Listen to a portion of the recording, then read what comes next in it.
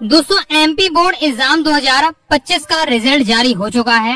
आप सभी ने अपना रिजल्ट देख ही लिया होगा, लेकिन बहुत सारे ऐसे विद्यार्थी हैं जो अपने रिजल्ट से संतुष्ट नहीं हैं।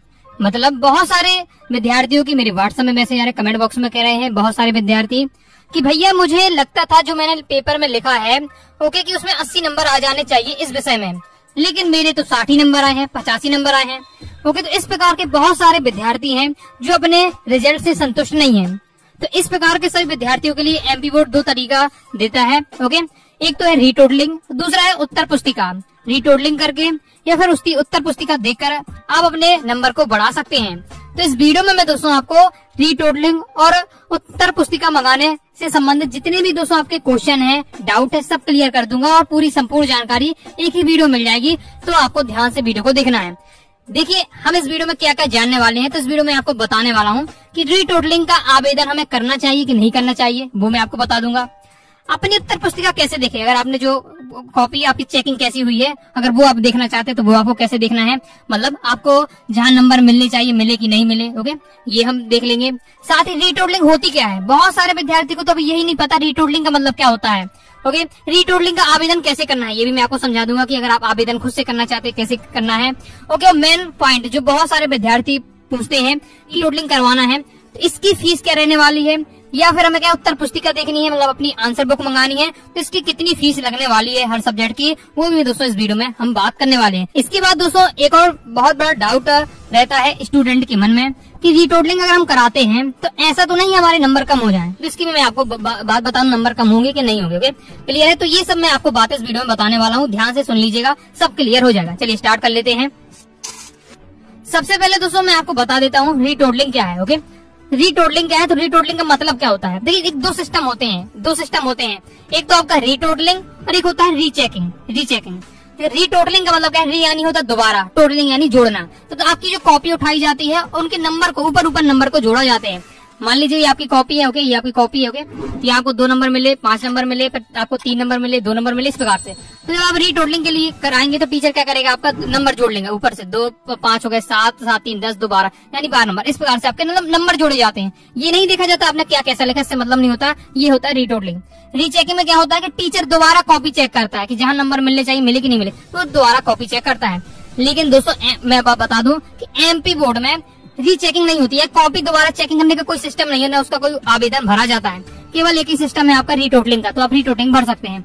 अगर इसका आप करवाते हैं तो आपके केवल नंबर जोड़े जाएंगे, क्योंकि कई बार क्या होता है किसी स्टूडेंट के नंबर जोड़ने में 50 नंबर आ रहे हैं लेकिन टीचर ने गलती से उसके 45 नंबर दे दिए, तो ये भी हो जाता है। ओके, इसलिए क्या होता है रीटोटलिंग में कम ही चांस होते हैं आपके नंबर बढ़ने के। ओके, अब मैं आपको बता देता हूँ कि रीटोटलिंग का आवेदन करें या ना करें। ये स्टूडेंट पूछते हैं कि सर हमें करना चाहिए कि नहीं करना चाहिए। देखिए किस कंडीशन में आपको करना चाहिए, मेरे अनुसार किस कंडीशन में करना चाहिए।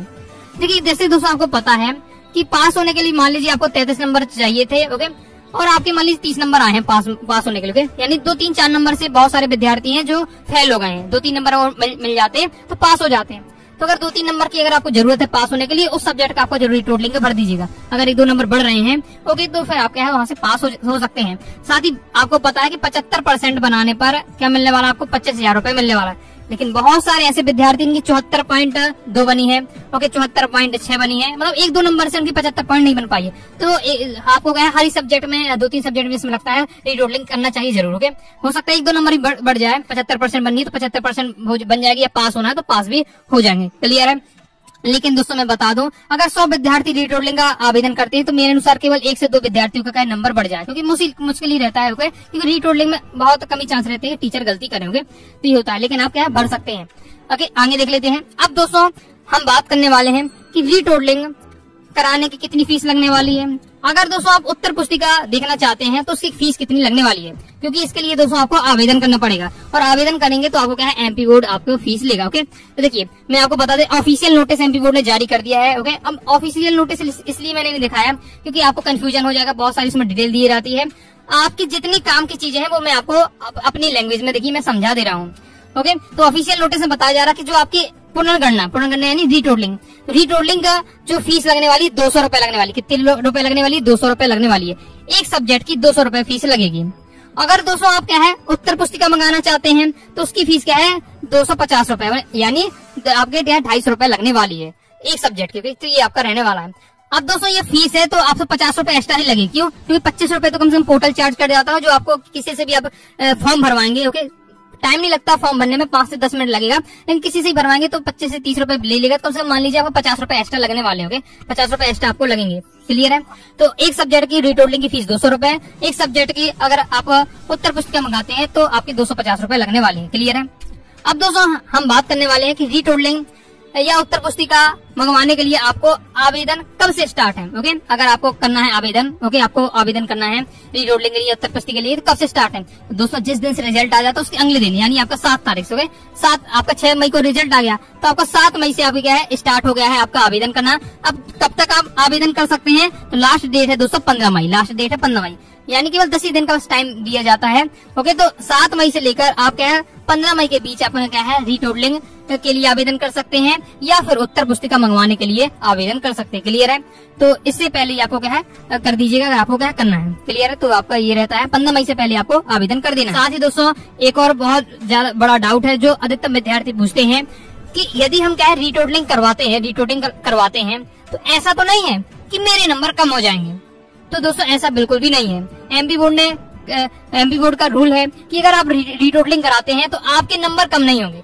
मान लीजिए मेरे क्या है 50 नंबर है, 50 नंबर किसी विषय में, ओके, मैंने रीटोटलिंग का फॉर्म भरा, तो ऐसा होगा कि 50 के 85 ही नंबर होंगे, यानी कोई नंबर में परिवर्तन नहीं होगा। या फिर आपके नंबर बढ़ सकते हैं, 1 नंबर, 2 नंबर, 5 नंबर, जितना बढ़ना हो बढ़ जाएगा, अगर बढ़ना होगा। ओके, क्लियर है? लेकिन नंबर कम नहीं होंगे। नेक्स्ट दोस्तों आपका डाउट रहता है अपनी उत्तर पुस्तिका कैसे मंगवाएं एमपी बोर्ड से। तो सिंपल वही है कि आपको इसके लिए भी आपको जो आवेदन करना है, अब आवेदन कैसे करना है चलिए मैं बता देता हूँ। ओके, रीटोटलिंग के लिए या फिर आपको उत्तर पुस्तिका मंगाना है तो आवेदन कैसे करना है, लेकिन मैं आपको प्रोसेस तो आपको नहीं रहने वाला है, इसलिए आप एमपी ऑनलाइन की दुकान से जाकर करवाइएगा। फिर भी मैं आपको बता दे रहा हूँ कि आपको रीटोटलिंग और